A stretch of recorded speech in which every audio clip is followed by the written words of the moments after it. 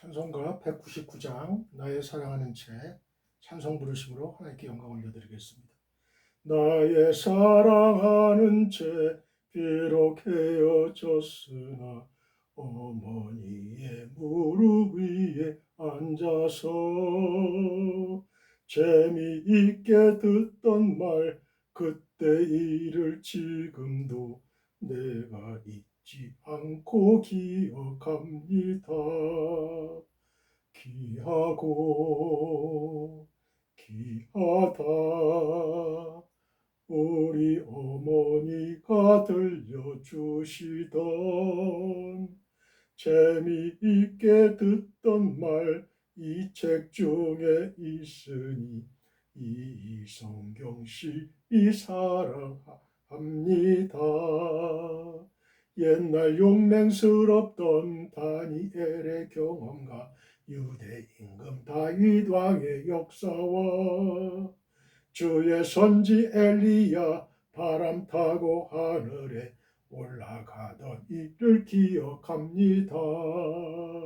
귀하고 귀하다 우리 어머니가 들려주시던 재미있게 듣던 말 이 책 중에 있으니 이성경씨 사랑합니다. 예수 세상 계실 때 많은 고난 당하고 십자가에 달려 죽임 당일 어머니가 읽으며 눈물 많이 흘린 것 지금까지 내가 기억합니다. 귀하고 귀하다 우리 어머니가 들려주시던 재미있게 듣던 말 이 책 중에 있으니 이성경씨 사랑합니다. 그때 일은 지나고 나의 눈에 환하고 어머니의 말씀 기억하면서 나도 시시때때로 성경 말씀 읽으며 주의 뜻을 따라 살려 합니다. 귀하고 귀하다 우리 어머니가 들려주시던 재미있게 듣던 말 이 책 중에 있으니 이성경씨 사랑합니다. 할렐루야 할렐루야. 오늘도 기쁘고 즐겁고 좋은 날입니다. 여러분의 생애에서 여러분이 읽은 책 중에서 어떤 책이 가장 귀합니까? 가장 은혜를 받았습니까? 가장 감명을 받았습니까? 저는 성경책입니다. 저는 성경책이에요. 나의 사랑하는 책은 오직 성경입니다. 성경이 가장 권위 있고 가장 높은 곳에 있어요. 저의 가장 우선순위에 성경책이 있습니다. 이 성경책에 나의 어머니가 들려주시던 그 모든 말씀들이 진리의 말씀들이 하나님에 대한 말씀들이 주의 사자들에 대한 말씀들이 또한 사사들에 대한 말씀들이 다 적혀 있습니다. 저는 그 말씀을 읽을 때마다 얼마나 감동이 있고 기쁜지 몰라요. 그 중에 제가 존경하고 사랑하는 갈렙 85세의 나이에 저 헤브론 땅을 내게 주소서라고 외쳤던 그 갈렙을 저는 사랑하고 존경합니다. 왜?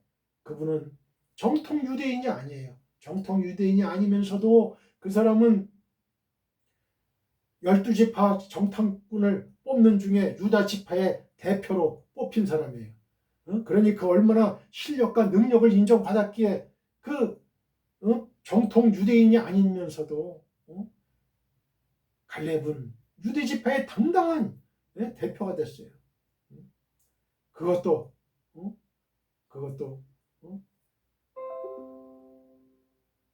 그리고 또 85세의 여호수아에게 저 헤브론 산지를 내게 주소서 내가 정복하리이다.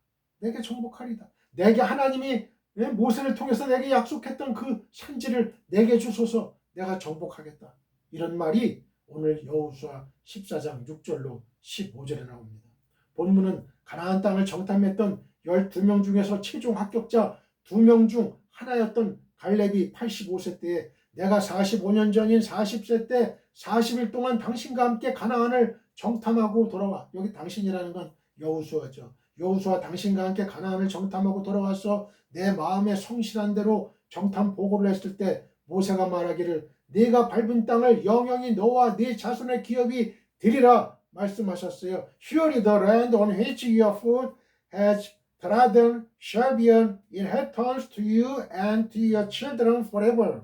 이게 약속하셨는데 아직도 지켜지지 않았으니 이제 그 약속을 지켜달라며 여호수아에게 요청한 말입니다. 그러자 여호수아는 갈렙의 요청대로 헤브론을 그 갈렙에게 주었는데 85세 백발노응 갈렙은 당시 모든 사람들이 두려워하던 네피림 거인 장수 아낙자손 세세와 아이만과 달메를 쫓아내고 작은 산중 도시 헤브론을 크고 웅장한 성으로 재건축을 했어요. 리모델링 했다는 거죠. 그만큼 갈렙은 85세 백발노응이 될 때까지 철저하게 자기 관리에 성공함으로 늙어서도 큰 일을 해낼 수 있었던 거예요.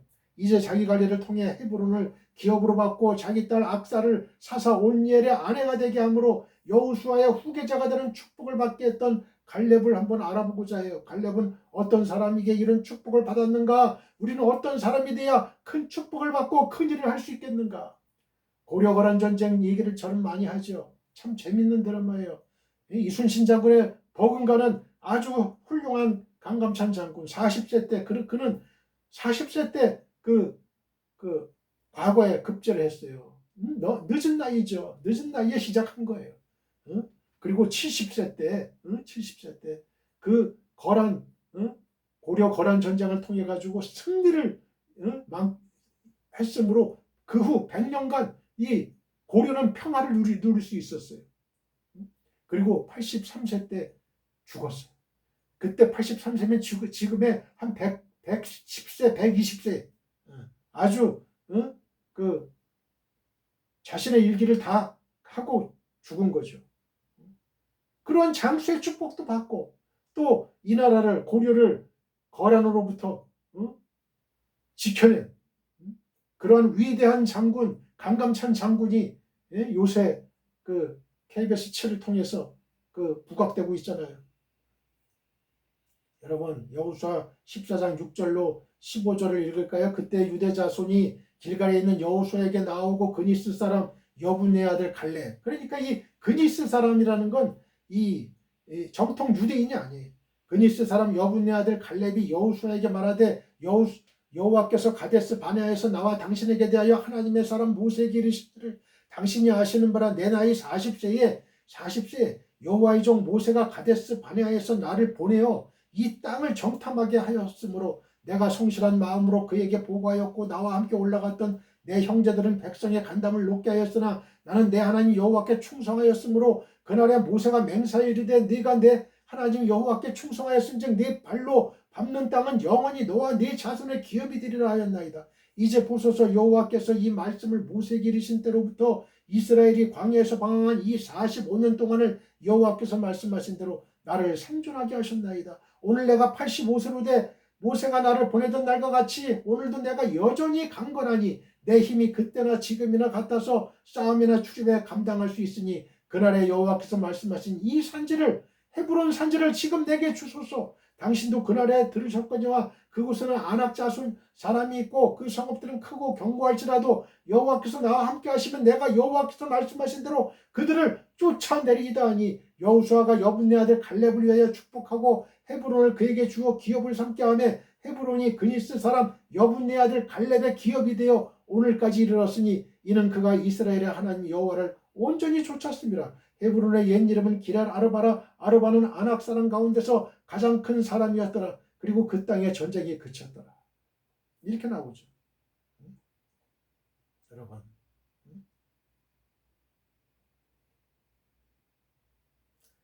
헤스론의 아들 갈렙이 있어요. 헤스론의 아들 갈렙. 이 갈렙이 세 사람이 나와요. 세 사람. 이 성경에 보면은 세 사람의 갈렙이 나오는데요. 성경에 36번 나오는 이 갈렙은 사람 이름의 의미로는 볼드, 두려움을 모르는 대담한, 담대함 이런 것과 임피투터스, 성격이 저돌적인 그런 뜻이고요. 짐승 이름으로는 더 계란 뜻인데 성경엔 갈렙이라는 이름을 가진 세 명의 동명 이인이 있어요. 첫 번째는 본문의 주인공으로 여분네의 아들이며 정탐꾼이었던 갈렙. 두 번째는 헤스론의 아들 갈렙이 있어요. 역대상 2장 18절로 20절, 42절부터 49절. 세 번째는 훌의 아들 갈렙이 있어요. 역대상 2장 50절이 있는데 헤스론의 아들 갈렙은 딸 이름이 악사예요. 악사. 역대상 2장 49절을 보면 여분네 아들 갈렙의 딸 악사와 이름까지 같아가지고 두 사람을 혼동하기 쉬운데요. 두 사람의 다른 점은 헤스론의 아들 갈렙은 아수바와 여리옷과 에브라 세 아내 외에 흑인이라는 뜻의 에바와 야데, 마가 세 명의 척을 얻어서 여러 여자들을 통해 대가족을 이루었다는 것이고요. 셋째 부인 에브랏을 통해서 아말렉과의 전쟁 당시 아론과 함께 모세의 손을 붙잡아 주었던 훌을 낳았어요. 훌은 우리를 낳았고 우리는 금속세공, 주조술, 조각술, 보석세공, 목각술이 뛰어나 모세의 성막 건축을 총감독했던 부스자레를 낳았다는 것이죠. 이에 반해서 본문의 주인공 그니스 사람 여분네 아들 갈렙은 출신 성분부터 이스라엘 선민 혈통이 아닌 비주류였어요. 원래 그니스 사람은 팔레스타인 주변에 거주하고 있었던 에돔 족속 중 하나예요. 에돔 족속 중에 하나. 창세기 36장 11절 15절. 순수한 히브리 혈통이 아닌데 어느 날 이 족속 중 일부가 유다 지파에 합류될 때 갈렙도 이스라엘 지파로 합류됐을 거예요. 오늘날 이북에서 남쪽의 혈통이나 부르주아 출신 성분을 속이고 살아남거나 공산당원으로 출세하기 위해서는 목숨을 거는 피나는 노력을 해야 되지만 출애굽 당시에 이스라엘을 따라 이집트를 탈출한 중대한 그 잡족들과 출애굽기 12장 38절 이집트를 탈출할 때 출애굽할 때 그때 중대한 그 잡족들과 애굽의 하국 천민 중에서 할례를 받고 율법을 배워서 이스라엘 지파로 편입되는 일은 어렵지 않았기 때문에 갈렙도 절차를 밟아서 유다 지파가 된 사람이에요.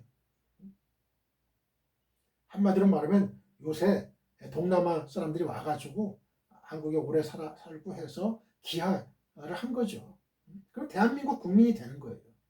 정탐꾼 갈렙은 근데 그 기여한 사람 예를 들어 필리핀 사람이 왔는데 대한민국 국적을 취득했어요. 그 사람이 국회의원 되려면 얼마나 어려워요. 얼마나 어려워. 사람들의 시선이 따가워요. 곱지가 않아요. 오로지 그 사람의 실력과 능력이 축출해야 올라가는 거예요. 갈렙도 마찬가지였어요. 유다 지파, 그 유대 지파 얼마나 보수적인 성향의 유다 지파예요. 그 유다 지파가 순수한 혈통의 유다 지파라고 거기에서 대표가 됐다는 건 얼마나 그 사람의 실력과 능력을 인정받았느냐는 거예요. 교회는 어떻습니까? 교회는 우리 교단, 우리 교단의 사람들이 와야 되고 부목사들도 와야 되고 전도사들도 다 우리 교단에서 와야 돼.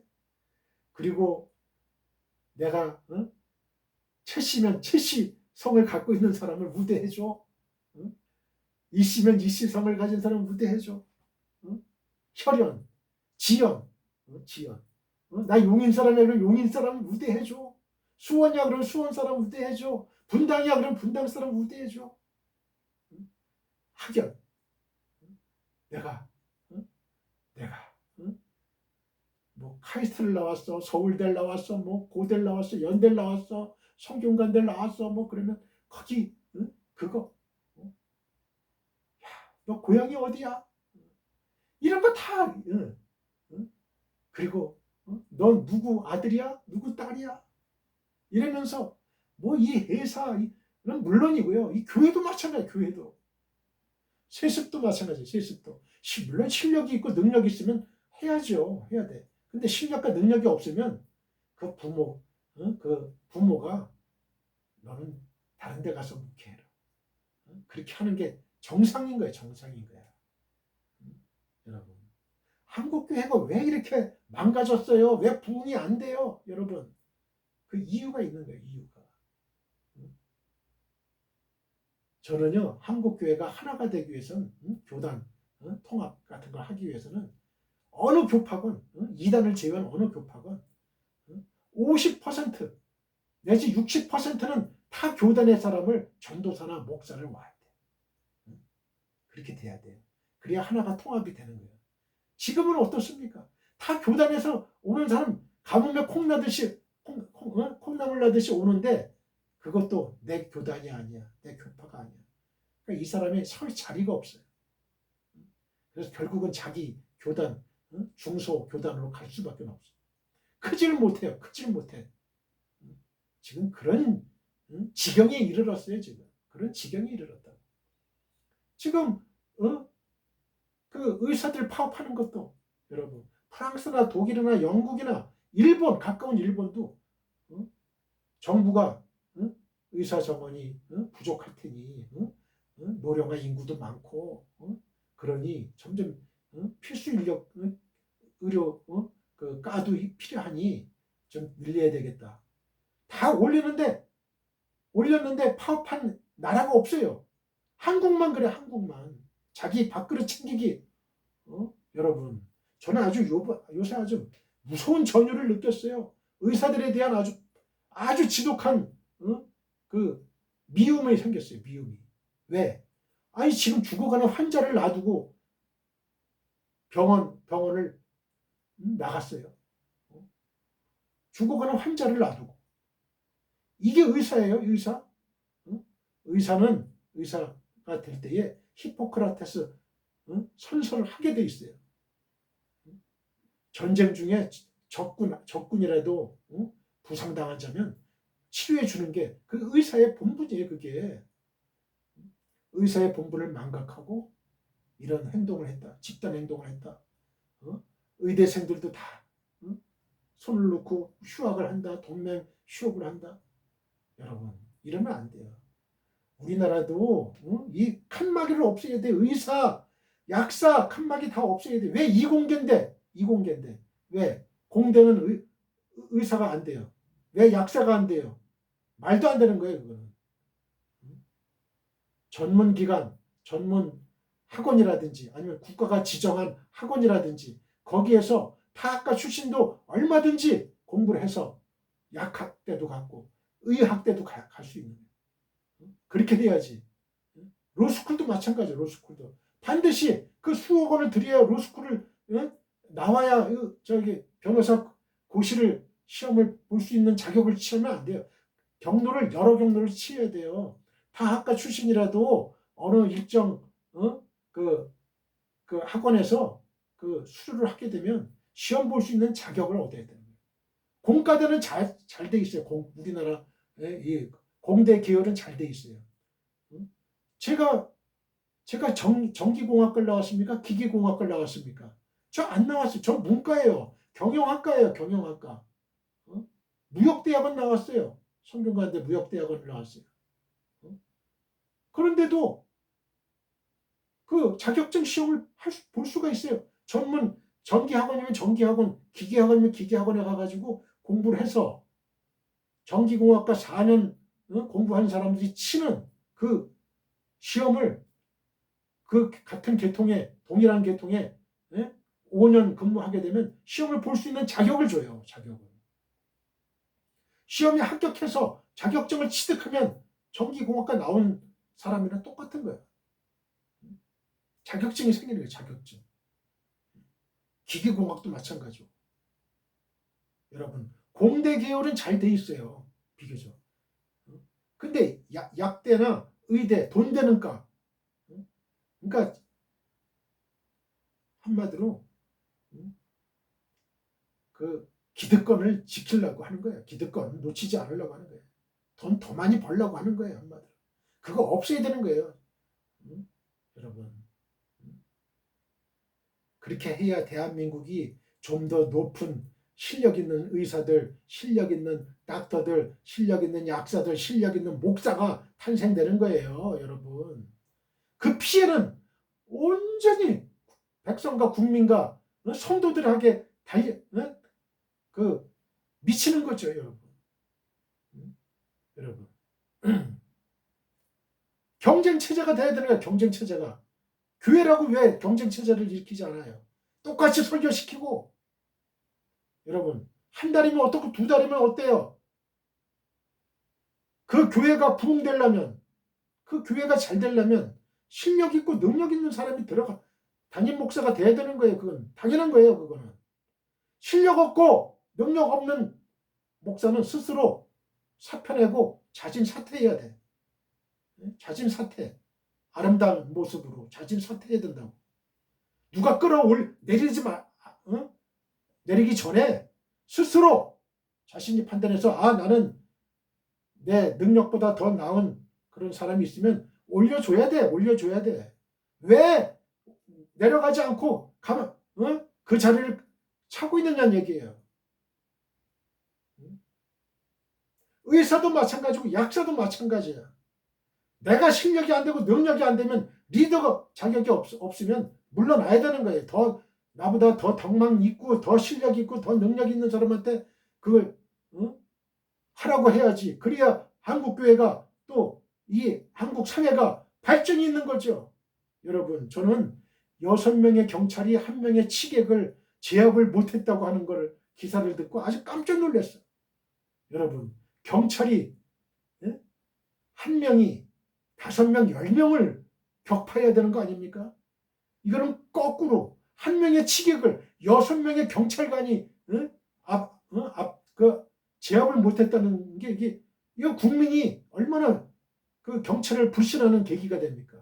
경찰도 못 믿어. 경찰도 저 경찰이 자기 몸 살리려고 그 콜 전화를 했는데도 곧 집 들어오지도 못하고 앞에서 그냥 껄쩍껄쩍 되는 거야. 그냥 여러분, 정작 싸움은 주인이 하는 거야. 그냥 주인이 범인하고 싸워가지고 주인이 그냥 칼 맞고.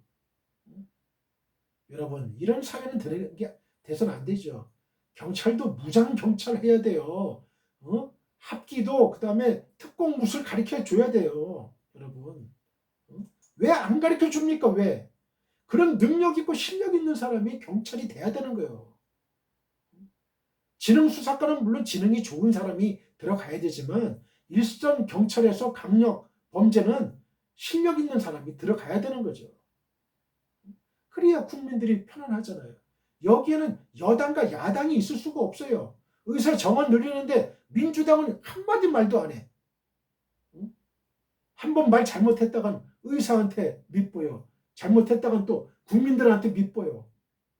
그러니까 이때는 정치력을 하나로 뭉쳐야 되는 거예요. 이거는 여러분, 대통령이 순방하는 거 뭐 이명박 대통령은 17번 했고 문재인 대통령도 17번, 박근혜 대통령 10번 했다는데 여러분, 대통령 순방 할 수 있으면 50번, 100번, 1000번이라도 보내야죠. 남는 이익이잖아요. 남는 수익이잖아요. 요번에 윤석열 대통령이 핀란드에 가려고 하는데 여러 눈치를 보고 뭐 저 총선 그거 눈치 보고 한번 또 잘못됐다간 또 갔다가는 또 민주당 야당의 또 공격이 또 빗발칠까봐 가지도 못하는 거 아니죠. 핀란드 가는 거 허용하세요. 핀란드 가가지고 그 북유럽 거기 스칸디나비아 이게 반도 있는데 다 가가지고 외교 성과를 얻을 수 있게끔 도와줘야지요. 도와줘야지.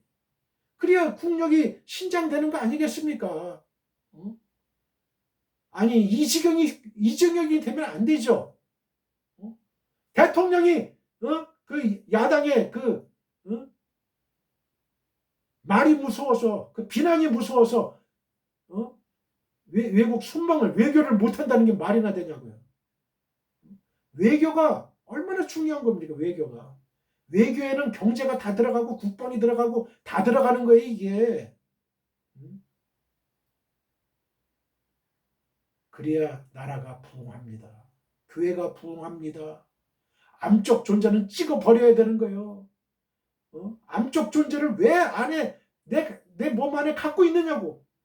칼로 수술해야 되는 거예요. 물론 지금 아프지만 아픈 게 문제니까 내가 살아야지.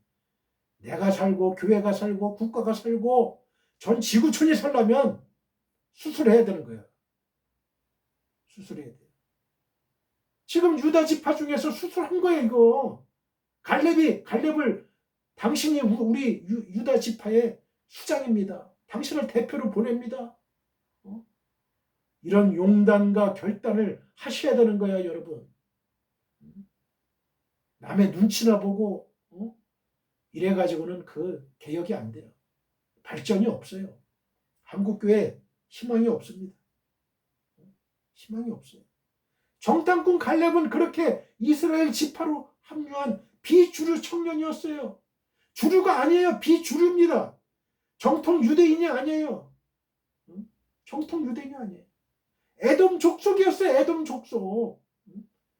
이 시대만 해도 얼마나 이방인을 천대하고 멸시하고, 여러분 오늘날도 우리나라가 동남아나 아프리카에서 온 그 사람들을 우대합니까?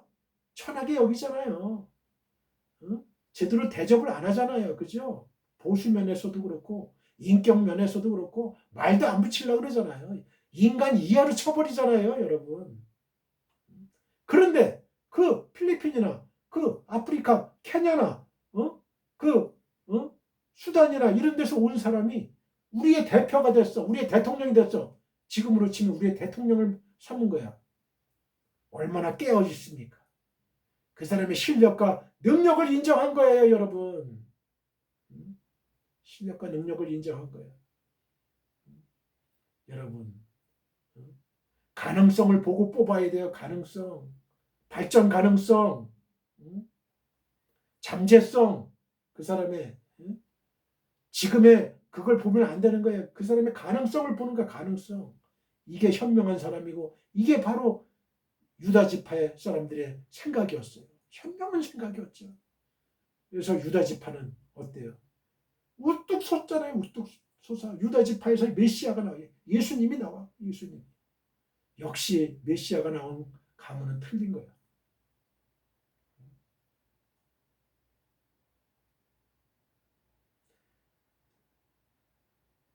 정탐꾼 갈렙이 40세 때 파란 광야에서 가나안 정탐꾼 12명 중 유다 지파의 두령으로 선발되기까지의 과정은 결코 순탄한 길은 아니었을 거예요.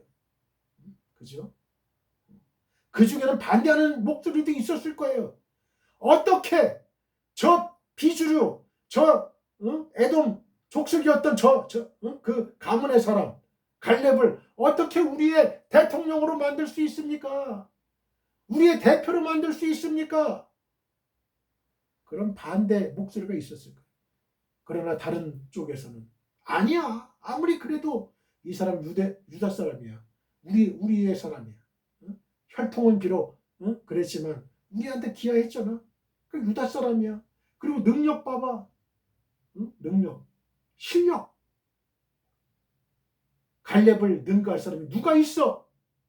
다 뽑아주는 거예요. 여러분 제가 잊어버렸지만 우리나라 기독교 초기에 그 주인은 집주인이 있고 그 집주인이 있고 또 거기에 집에 종이 있었어요. 종이. 근데 이 두 사람이 그 장로 그 선출 거기 그 선거에 이제 입후보로 이렇게 올라왔어요. 근데 거기에 이 종이 장로가 됐어요. 종이 장로님이 됐어요. 그러니까 이 주인이 그 장로님을 종이지만 자기의 노비 종이지만 그때 노비 종은 인간 취급을 안 했어요. 소모품 그냥 죽여도 상관없는 거예요.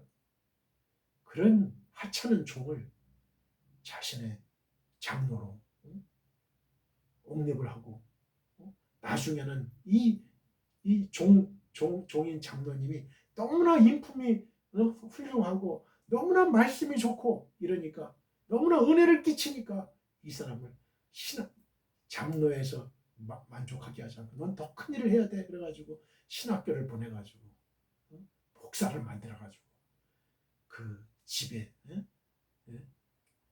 교회를 세워가지고 담임 목사로 영입을 했다는 거예요.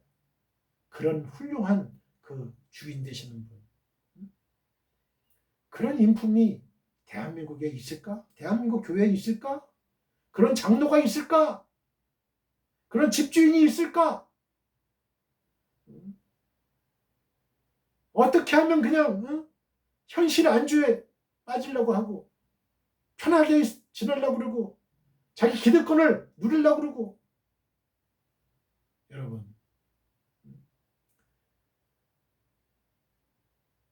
나이가 들었을 때 강감찬 장군이나 아니면 모세나 모세 80세 때 그리고 갈렙은 85세에 지금 이렇게 산지를 달라는 그 열정, 그 열정 있는 사람. 그런 사람은요, 그런 사람은 우대해줘야 돼. 그 사람은. 그런 사람은. 왜? 보통 사람 같으면 쉬고 싶지요. 그죠? 쉬고 싶어. 뭐 65세면 뭐 다들 뭐 내려놓는데 65세 이상의 사람들 목회를 하는 분들은 참 잘해줘야 돼요. 우대해줘야 돼요. 자신의 그 안일과 편안함과 그런 걸 생각하지 않고 자신의 목숨 다하는 날까지 하나님께 충성하겠다는 충성된 종으로 여겨줘야 돼요. 저 목사님, 노 목사님은 언제 은퇴하나? 왜 젊은 그 후배들한테 길을 열어주지 않나? 여러분, 길을 열어주지 않는 게 아니에요, 여러분. 길을 열어주지 않는 게 아니에요. 이건 정확하게 아셔야 돼요. 실력과 능력이 거기에 못 미치니까 못 나가는 거야. 그만 못 두는 거예요. 그만 못 두는 거야. 한국 교회가 그래요. 한국 교회가. 여러분, 진짜 실력 있고 능력 있는 목사님들은 옛날에 노 목사님들이었어요. 여러분, 한번 설교문 보세요. 설교하는 모습 보세요. 불같습니다, 여러분. 얼마나 은혜를 받습니까? 근데 지금 제가 이렇게 말하면 반대하시는 분도 계시지만 대체적으로 그렇다는 거예요. 40대도 물론 능력 있는 사람이 있어요. 그거 제가 무시하는 거 아니에요. 그러나 교회는 신구의 조화가 이루어져야 돼요. 조화. 여러분, 아무리 40대 능력 있고 실력 있다 하더라도 그 내공에서 나오는 그 경력에서 나오는 그거는 못 당하는 거예요. 여러분, 그걸 배워야 돼요. 그걸 배워야 돼요. 그래서 나이 든 목사님이나 나이 젊은 목사님이 같이 공존해야 되는 거예요. 같이. 회사도 마찬가지예요. 회사도. 국가도 마찬가지예요. 여러분, 60세면 다 그만둬 이러면 강감찬 장군이 그 고려에 100년 평화가 있었겠습니까? 강감찬 장군 60세에 다 잘라버리면 어떻게 했겠어요? 이순신 장군. 그 늦게 나오는 사람들, 늦게 그 장수가 되고 장군이 되고 목사가 되고 이런 사람들, 여러분, 그 사람들의 열정과 그 사람들의 충성을 알아줘야 되는 거예요. 알아줘야 돼. 오히려 그렇지 못하면 너무나 근시안적인 사람이에요. 근시안적인 사람. 그래서 저는 여호수아와 갈렙 중에 저는 여호수아는 어떻게 보면 이제 정통 유대인으로서 모세의 시종 노릇을 하면서 이제 모세의 뒤를 이어서 이제 여호수아를 이제 선택을 했죠, 하나님이. 그러나 저는 여러 가지 면에서 이렇게 보면 저는 갈렙이 더 존경스러워요. 갈렙은 자신의 그 실력과 능력으로 신앙의 영웅이 된 사람이고, 여호수아는 모세의 시종 노릇을 하면서 후계자가 된 사람이고. 하여튼 이제 시간 나는 대로 이 갈렙을 한번 연구를 해보면서 저는 너무나 많은 그런 이제 그 은혜를 받았기에 여러분과 한번 나눠봤습니다. 자, 시간이 너무 많이 갔네요.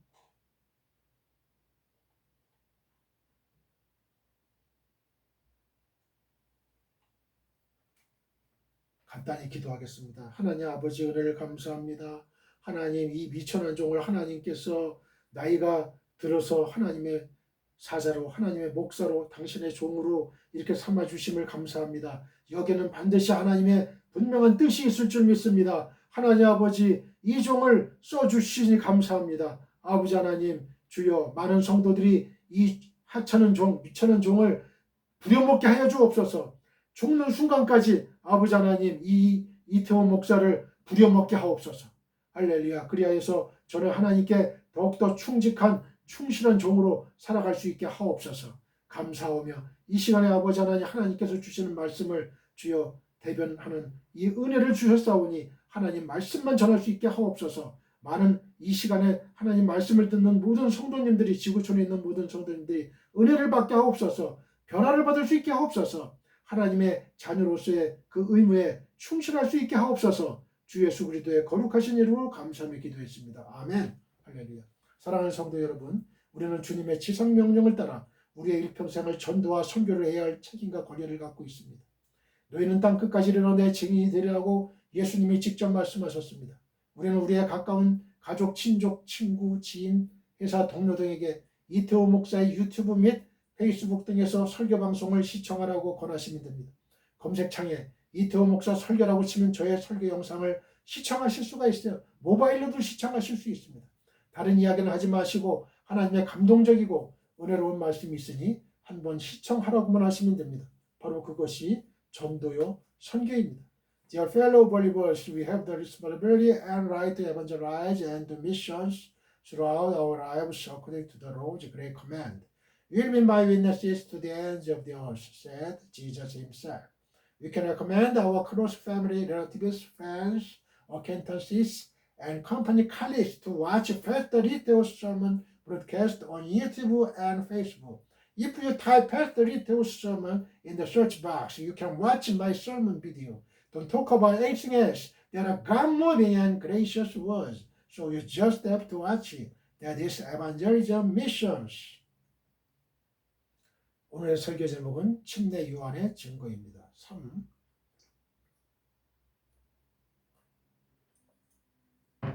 3예요. 3. 침례 요한의 증거. 자, 저를 따라해보세요. 침례 요한의 증거.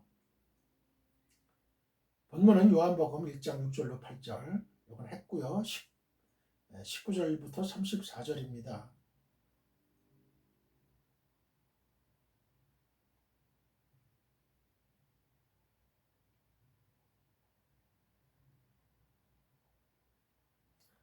오늘은 19절부터 20절을 보겠습니다. 19절 20절을 보세요. 유대인들이 예루살렘에서 제사장들과 레위인들을 요한에게 보내어 네가 누구냐 물을 때에 요한의 증언이 이러하니라 요한이 드러내어 말하고 숨기지 아니하니 드러내야 하는 말이 나는 그리스도가 아니라 한데. 헬라어로 19절 20절을 읽겠습니다. Kai haute estin he martiria tu Ioannu hote apestellan pros auton hoi Iudaioi ex Hierosolimon hiereis kai reitas hina erotesosin auton sitis ei kai homologesen kai uk ernesato kai homologesen hote eg uk eimi ho Christos. 1장 19절 내가 누구냐? 시티스 A. 19절부터 28절까지는 침례 요한의 신분과 사역에 대한 유대인과 침례 요한 사이의 대화가 나옵니다. 여기서 표면적으로 관심이 모아지는 인물은 침례 요한입니다. 그러나 실제 내면적인 중심 인물은 예수 그리스도이십니다. 즉 요한복음서 저자 사도 요한은 침례 요한이 활동할 당시 선풍적인 인기를 모으며 많은 사람들로부터 메시아로 기대되어지던 침례 요한이 메시아가 아니라는 사실을 침례 요한의 직접적 증언을 통해 밝힘으로써 독자들의 관심을 예수 그리스도에게 집중시키고 있는 것입니다. 한편 19절에는 새로운 인물들이 등장해요. 곧 유대인들, 제사장들, 레위인들이 그들입니다. 제사장들과 레위인들은 잘 알다시피 당시 유대 사회에 있어서 종교적 직무를 책임맡고 있었던 기득권층이었습니다. 기득권층들은 기득권을 내놓으려고 그러질 않아요. 자기 밥그릇 챙기려고 그러죠. 종교계의 기득권층, 내가 과연 종교계의 기독교계 기득권층인가 아닌가 한번 자문을 해보시라고. 자문을. 그 기득권을 내려놓을 때 대한민국 교회는 부흥하고 성장의 바람이 불 것입니다. 하나님이 함께 하실 것입니다. 그런데 19절에서 유대인들이 제사장들과 레위인들을 침례 요한에게 보냈다고 했습니다. 그렇다면 19절이 말하는 유대인은 과연 누구일까요? 문자적으로만 보자면 이들은 당시 유대인 전체를 가리킵니다. 그러나 그들이 막강한 권세를 가진 제사장들과 레위인들을 요한에게 파견했다는 표현으로 볼 때 유대 민중을 가리키는 것이 아님은 분명합니다. 따라서 이는 유대인들을 대표하는 산헤드린 공회를 가리키는 표현인 것입니다. 산헤드린 공회는 당시 성전을 중심으로 진행되던 종교의식과 달리 독특하게 종교적 행위를 행하고 있는 침례 요한에게 율법에 능숙한 제사장들과 레위인들로 구성된 조사단을 파견한 것이에요. 그들은 내가 누구냐라는 질문을 했습니다. Who are you? 내가 누구냐? 이 물음은 그의 존재를 묻는 대단히 중요한 질문이에요. 침례 요한의 존재를 묻는 거예요. 여기서 사용된 동사 A의 원형 에이미의 가장 기본적인 의미는 있다와 존재하다예요. 있다, 존재하다. 유대인들은 이 질문을 통해서 자신들의 궁금증을 풀고자 했고 침례 요한은 이 기회에 자신의 존재를 드러내 보여야만 했습니다. 침례 요한의 대답 여하에 따라서 많은 것들이 바뀔 수도 있는 상황이었으므로 여러 사람 같으면 이 경우 대답을 망설이며 매우 고심하였을지도 모르겠습니다. 대중의 마음을 사로잡는 침례 요한의 강력한 선포와 많은 사람들에게 시행된 침례 행위는 침례 요한을 범상치 않은 인물로 보게 했으므로 마음먹기에 따라서는 자신을 강렬하게 각인시키는 대답을 할 수도 있었을 것입니다. 하지만 침례 요한은 자신이 누구인지 정확히 알고 있었기에 분량밖의 자랑을 멀리했고 자기의 소임만을 나타내는데 충실하고자 애썼습니다. 인간에게는 자아실현의 욕구가 꿈틀거리고 있어서 자신의 존재를 부단히 확인하지 않으면 아담과 하와처럼 스스로 높아져서 하나님과 같이 되려는 죄에 빠질 위험성이 높습니다. 따라서 우리는 어떤 위치에 있든지 자신의 존재를 분명히 인식하고 거듭 확인할 필요가 있습니다. 원문은 내가 누구냐는 이 물음을 19절의 맨 끝에 둠으로써 이 질문의 중요성을 나타내고 있어요. 1장 19절 요한의 증거가 이러하니라. 까이 하우테 에스틴 해 마르티리아 두 이오안누. 한글 개역 성경의 어순과는 다르게 원문에는 본문이 맨 앞에 나옵니다. 헬라어에서는 가장 강조하고자 하는 부분을 맨 앞에 두고 그 다음으로 강조하고 싶은 부분을 마지막에 두는 거예요. 따라서 요한복음서의 저자 사도 요한은 본문을 가장 서두에 두어서 앞으로 전개될 침례 요한의 증거가 매우 중요함을 암시하고 있는 거예요. 본문을 직역하면 그리고 이것이 요한의 증거이다가 됩니다. 그런데 자신의 정체를 묻는 유대 지도자들에 대한 침례 요한의 반응을 묘사하면서 대답이란 말 대신에 증거라는 용어를 취한 것은 주목할 일입니다. 증거로 번역된 마르티리아는 증거 혹은 증언을 나타내는 말로서 이 용어는 법정에서의 증인을 비롯하여 역사적 증거, 종교적, 도덕적 의미에서 다른 사람에 대한 증언 등을 가리킬 때 쓰입니다. 침례 요한은 유대인의 지도자들이 자신의 정체를 묻는 이유를 알고 있었습니다. 유대인의 지도자들은 침례 요한이 혹시 메시아일지도 모른다는 생각을 가지고 있었던 거예요. 그러나 침례 요한은 자신이 예수 그리스도의 선구자일 뿐이라는 사실을 분명히 인식하고 있었습니다. 이것은 바로 사도 요한이 침례 요한의 증언을 기록하면서 법률적 증언 혹은 역사적, 종교적 증언이라는 의미의 용어를 사용한 것에서도 알 수 있습니다. 침례 요한은 단 한 번도 자신의 직분이나 사명을 망각한 적이 없었던 게 분명해요. 이것은 에스틴이라는 동사가 계속과 반복을 나타내는 현재 시제임을 감안할 때 침례 요한은 자기가 만나는 모든 이들에게 계속해서 이 사실을 증거한 신실한 일꾼이었음을 알 수 있습니다. 1장 20절을 봅니다. 요한이 드러내어 말하고 숨기지 아니하니 까이 호물로 게센 까이 욱 에르네사토. 요한이 드러내어 말하고로 번역된 호물로 게센의 원형 호물로 게오는 인정하거나 시인하는 것을 나타내고 공언 혹은 고백한다는 의미로도 종종 쓰여요. 이는 하나님 앞에서 죄를 자백한다는 뜻도 가진 단어이기 때문에 이 단어가 쓰인 것은 그들에 대한 침례 요한의 대답이 하나님 앞에서 하는 것과 같은 정직한 것이었음을 잘 알게 합니다. 침례 요한은 한치의 가감이나 꾸밈이 없이 사실 그대로를 공포한 거예요. 그리고 숨기다로 번역된 에르네사토의 원형 아르네오마이는 부인하다, NASB 성경은 deni라는 뜻을 가지고 있으므로 우크 에르네사토를 정확히 번역하면 부인하지 않았다가 돼요. NASB 성경에는 did not deny, 부인하지 않았다.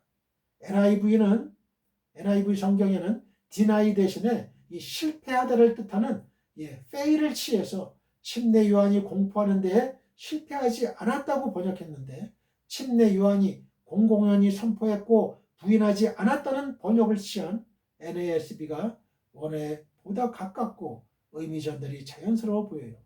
침례 요한은 지금 자신이 그리스도가 아니라는 사실을 사람들에게 분명히 공포해야 할 순간임을 자각하고 정직하게 자신의 실체를 밝힌 거예요. 이거 얼마나 충직한 종이에요. 얼마나 솔직한 종이에요. 그 유혹을 받거든. 내 안에서 자꾸 사탄이, 야, 침례 요한아, 세례 요한아, 내가 메시아다라고 얘기해봐. 그러면 네 인기가 얼마나 높아질 거야. 널 얼마나 추앙할 거야. 그렇게 돼봐. 꼭 여리고 성을 바라보면서 이 사탄이가 예수님을 멀리 산꼭대기에 올려놓고, 내가 이 천하 만국의 영광을 다 너에게 보여줄게.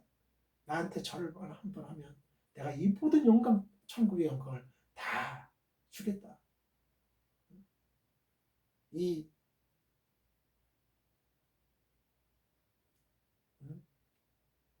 사탄이가 그렇게 시험했을 때, 그 여리고 쪽은 비옥해요. 논도 있고 해가지고 그 농사도 짓고, 그 다음에 이제 나무도 있고 아주 비옥해요. 여리고 땅. 근데 이 여리고 요단강 이쪽 그 이스라엘 땅은 척박한 땅이에요. 척박한 땅이야. 척박한 땅이에요. 사탄이가 그렇게 유혹을 한 거죠. 그러나 이 침례 요한은 그 유혹에 넘어가질 않았어요. 넘어가지 않았어요. 저는 이 침례 요한을 참 좋아합니다. 참으로 충직한 종이에요. 자신의 실체를 실질적으로 밝히는 거예요. 선포한 거예요. 나는 그리스도가 아니야. 나는 메시아가 아니야. 내 뒤에 오시는 분. 나는 그의 신발끈을 풀기도 감당치 못해. 나는 뭘로 침례를 주거냐. 그는 성령으로 침례를 줄 거야. 성령 침례. 1장 20절. 나는 그리스도가 아니라 에고 우크 에이미 호 크리스토스. 이것은 누구냐라고 묻는 유대 종교 지도자들에게 침례 요한이 공공연하게 대답한 말이에요. 침례 요한을 좇는 많은 사람들 앞에서 침례 요한은 조금도 머뭇거리지 않고 자신은 그리스도가 아님을 밝힌 거예요. 여러분, 요즘 세상을 살아가면서 여러분 얼마나 자신을 속이는 경우가 얼마나 많아요. 이게 불행한 거예요. 불행의 씨앗이야. 내가 사장이 아닌데도 사장인 척, 돈이 없는데도 돈이 있는 척, 잘나지 못했는데도 잘난 척, 없으면서도 있는 척, 배우지 못했어도 배운 척, 척을 하는 사람들이 많으니까 이 세상이 행복하지 않아.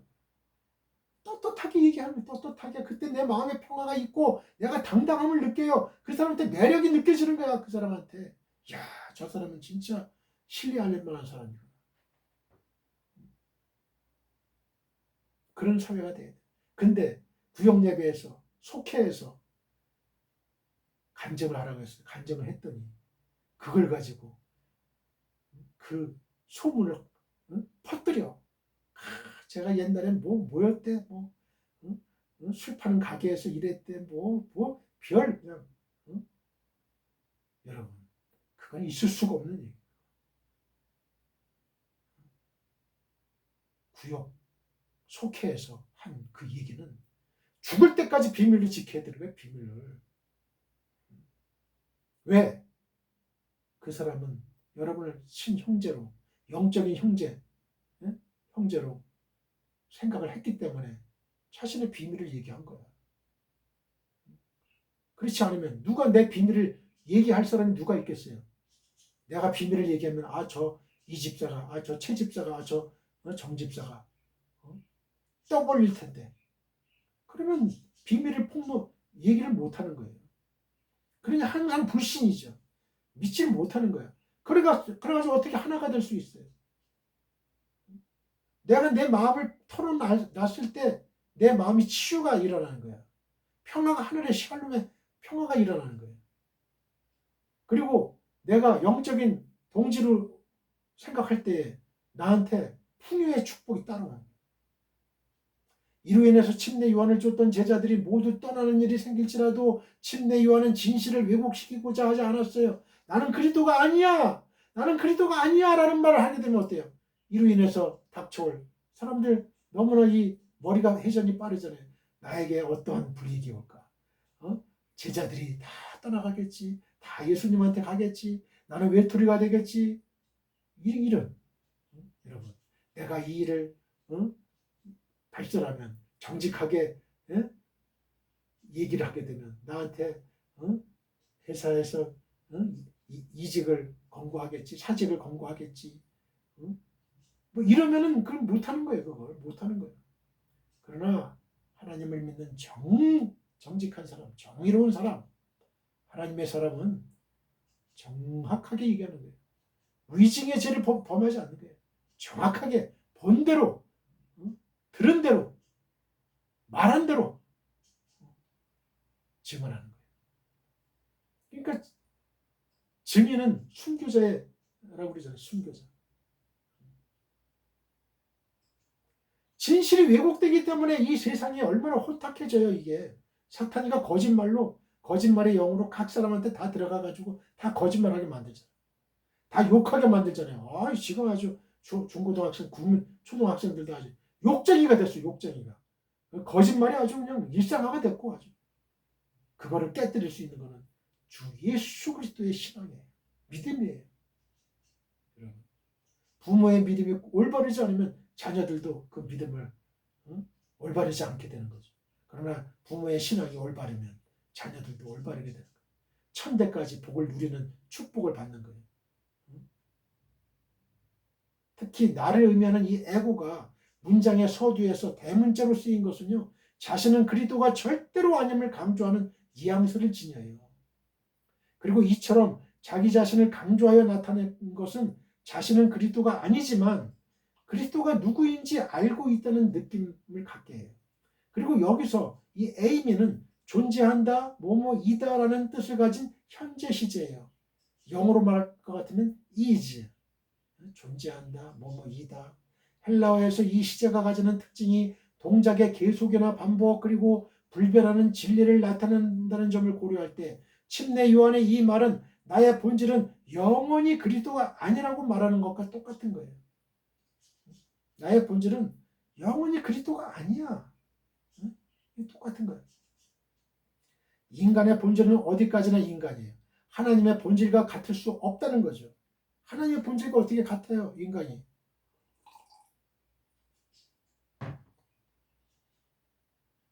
우리가 예수를 믿어 하나님의 자녀가 되기는 했지만 이것이 우리가 그리스도와 마찬가지로 신성을 지니게 되었음을 의미하는 건 아니에요.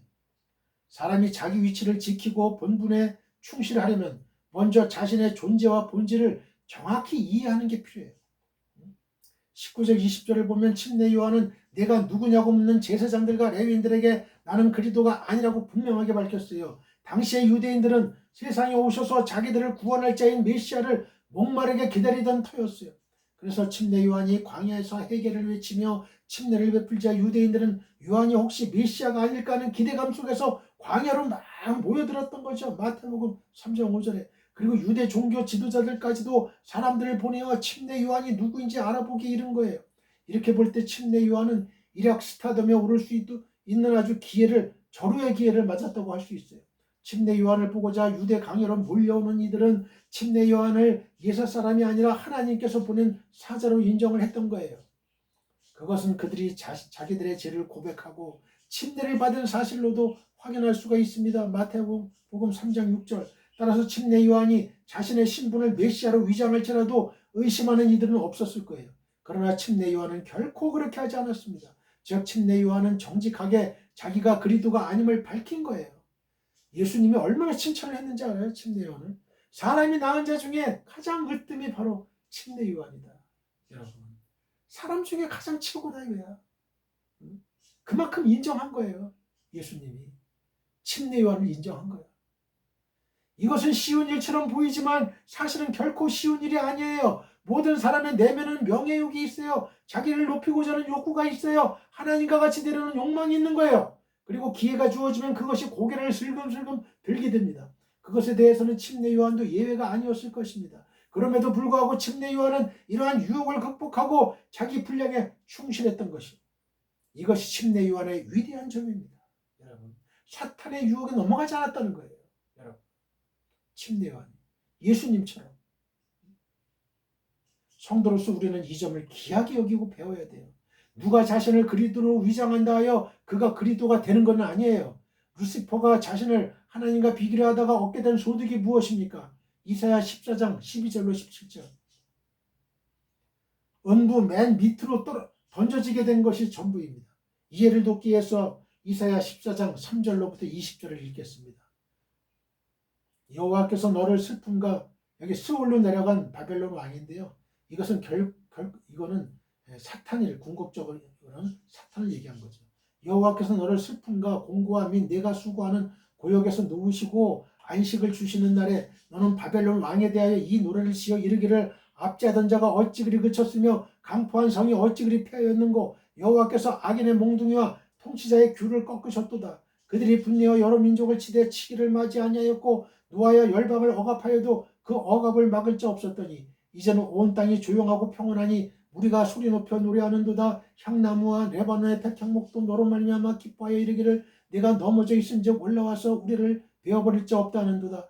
아래의 수울이 너로 말미암아 소동하여 내가 오는 것을 영접하되 그것이 세상의 모든 영웅을 너로 말미암아 움직이게 하며 열방의 모든 왕을 그들의 왕자에서 일어서게 하므로 그들은 다 내게 대하여 이르기를 너도 우리같이 연약하게 되었느냐, 너도 우리같이 되었느냐 하리로다. 네 영화가 스올에 떨어졌으며 네 비파 소리까지로다. 구더기가 네 아래에 깔리며 지렁이가 너를 덮었도다. 너 아침의 아들 계명성이여 어찌 그리 하늘에서 떨어졌으며 너 열국을 엎은 자여 어찌 그리 땅에 찍혔는고 네가 내 마음에 이르기를 내가 하늘에 올라 하나님의 묵별 위에 내 자리를 높이리라. 내가 북극 지폐의 산 위에 앉으리라. 가장 높은 구름에 올라가 지극히 높은 자와 같아지리라 하는도다. 루시퍼가 그런 거예요. 루시퍼 천사가. 그러나 이제 내가 스올 곧 구덩이 맨 밑에 떨어짐을 당하리로다. 너를 보는 이가 주목하여 너를 자세히 살펴보며 말하기를 이 사람이 땅을 진동시키며 열국을 놀라게 하며 세계를 흥무하게 하며 성읍을 파괴하며 그에게 사로잡힌 자들을 집으로 놓아보내지 아니하던 자가 아니냐 하리로다. 열방의 모든 왕들은 모두 각각 자기 집에서 영광 중에 작업만은 오직 너는 자기 무덤에서 내쫓겼으니 가장한 나무가지 같고 칼에 찔려 돌 구덩이에 떨어진 죽음들에 둘러싸였으니 밟힌 시체와 같도다. 네가 네 땅을 망하게 하였고 네 백성을 죽였으므로 그들과 함께 안장되지 못하나니 악을 행하는 자들의 후손은 영원히 이름이 불려지지 아니하리로다 할지니라. 아멘. 사람은 물론이고 모든 피조물에게는 각자의 위치와 역할이 있기 때문에 이에 충실하도록 힘쓰는 것이 중요해요. 얼룩말이나 노루가 사자처럼 행세한다고 정말 사자가 되는 게 아니듯이 인간이 자신을 우상화하고 신격화한다고 정말 신이 되는 것은 아닙니다. 성경이 우리에게 분량 밖에 자랑을 하지 말라고 경고하는 것은 이 죄에 빠질 가능성이 그만큼 높음을 일깨워줘요. 두루와 시돈 사람들이 헤롯을 신격하여 높인 일이 있었는데 그때 헤롯은 영광을 하나님께 돌리지 않고 스스로 취했다가 주의 사자가 침으로 죽고 말았어요. 사도행전 12장 20절로부터 23절. 헤롯은 분량 밖에 자랑을 하려다가 실패하고만 대표적인 사람이에요. 헤롯이 만일 자기의 본분을 아는 사람이었다면 바울이 루스드라에서 했던 것처럼 어떻게든 그들을 말려서 다시는 사람을 신격하는 일이 없도록 가르쳤을 거예요. 사도행전 14장 8절로 18절. 그러나 그의 마음속에 루시퍼와 같은 욕구가 꿈틀거리고 있었기에 그들을 막지 않고 도리어 즐긴 거에 분명합니다. 우리는 이 세계에서 어떤 지위에 있고 또 사람들이 어떻게 생각하든 분량 밖의 자랑을 철저히 금해야 됩니다. 누구든지 하나님께서 명하신 경계를 넘어서는 것은 불법이 될 뿐 아니라 자신과 이웃과 사회에 해를 끼친다는 사실을 잊어서는 안 돼요. 우리는 언제든지 자신이 일개 죄인이었으며 주의 은혜를 힘입어 구원의 축복을 누리게 되었음을 명심하고 겸손하게 처신해야 됩니다. 우리 모두에게는 하나님께서 주신 분량이 있기 때문에 이에 충실할 때 칭찬을 듣게 돼요. 로마서 12장 3절 내게 주신 은혜로 말미암아 너희 각 사람에게 말하노니 마땅히 생각할 그 이상의 생각을 품지 말고 오직 하나님께서 각 사람에게 나누어 주신 믿음의 분량대로 지혜롭게 생각하라. 고린도후서 10장 13절로 18절 그러나 우리는 분수 이상의 자랑을 하지 않고 오직 하나님이 우리에게 나누어 주신 그 범위의 한계를 따라하노니 곧 너희에게까지 이른 것이라. 우리가 너희에게 미치지 못할 자로서 스스로 지나쳐 나아간 것이 아니요 그리스도의 복음으로 너희에게까지 이른 것이라. 우리는 남의 수고를 가지고 분수 이상의 자랑을 하는 것이 아니라 오직 너희 믿음이 자랄수록 우리의 규범을 따라 너희 가운데서 더욱 풍성하여지기를 바라노라. 이는 남의 규범으로 이루어 놓은 것으로 자랑하지 아니하고 너희 지역을 넘어 복음을 전하려 함이라. 자랑하는 자는 주 안에서 자랑할지니라. 옳다 인정함을 받는 자는 자기를 칭찬하는 자가 아니요 오직 주께서 칭찬하시는 자니라. 아멘. 침례 요한은 자신이 그리스도가 아님을 드러내어 말하고 숨기지를 않았어요. 침례 요한은 묵시적 동의를 하지 않았어요. 우리는 묵시적 동의라는 것을 세상을 살아가는 지혜로 생각합니다. 묵시적 동의는 모든 분야에서 찾아볼 수 있어요. 침례 요한은 자신을 그리스도로 착각하지 말 것을 얘기합니다. 다른 사람으로 하여금 혼돈하지 않도록 분명히 말합니다. 주변에 있는 사람들이 혼돈하지 않고 하나님의 영광을 도적질하지 않도록 하는 것이 침례 요한의 역할이었어요. 사람들은 계속해서 침례 요한이 누구인지를 물었습니다. 침례 요한은 이사야의 말을 인용해서 광야에서 외치는 자의 소리라고 대답했습니다. 요한은 지나가면 없어지는 소리였어요. 예수님을 증거한 후 조용히 사라지는 소리였습니다. 우리는 뭔가 흔적을 남기고 싶어합니다. 지나가는 소리로만 남지 않고 사람들의 기억 속에 뿌리내리기를 원합니다. 존경받고 자신의 존재를 드러내고 싶은 마음이 있는 거예요. 우리는 이런 사람이 되면 안 돼요. 우리는 광야에서 외치는 자의 소리로 살아가야 돼요. 소리는 사라지는 거예요. 실체가 오면 소리는 사라지는 거예요. 예수 그리스도가 오시면 침례 요한은 죽어야 되는 거예요. 죽어야 되는 거예요. 우리도 마찬가지. 예수 그리스도가 내 마음에 오시면 내 자신은 죽어야 되는 거예요. 예수 그리스도가 왔는데 내가 영접을 했는데 오셨는데 내가 살아있으면 이게 어떻게 되겠어요? 이게 갈등이 있고 충돌이 있을 거 아니에요. 네가 옳으니 내가 옳으니 하면서 주 안에서 죽어야 됩니다. 할렐루야. 소리로 살아야 됩니다. 우리 모두 하나님 아버지께 기도드립시다. 하늘에 계신 나의 아버지시오 주의 성령님께서 오늘 이 방송을 시청하는 설교를 들은 지구촌의 모든 성도님들에게 믿음의 복을 주옵소서. 우리 성도들은 각자의 위치와 역할에 충실하도록 힘쓰게 하옵소서. 침례 요한처럼 우리도 하나님의 영광을 도적질하지 않도록 하옵소서. 침례 요한처럼 우리도 광야에서 외치는 자의 소리라고 대답할 수 있게 하시고 예수님을 증거한 후 조용히 사라지는 소리 되게 하소서. 예수님의 거룩하신 이름으로 기도드립니다. 아멘. 지금은 우리 주 예수 그리스도의 은혜와 하나님 아버지의 극진하신 사랑과 성령님의 감화감동 교통 역사하시니 지금 이 방송 예배에 참여하고 있는 모든 지구촌에 있는 성도님들과 그 가정과 직장과 사업장과 우리의 민족과 나라와 한국교회와 세계교회와 우리 사랑 선교회 위에 영원히 함께하기를 축원하옵나이다. 아멘.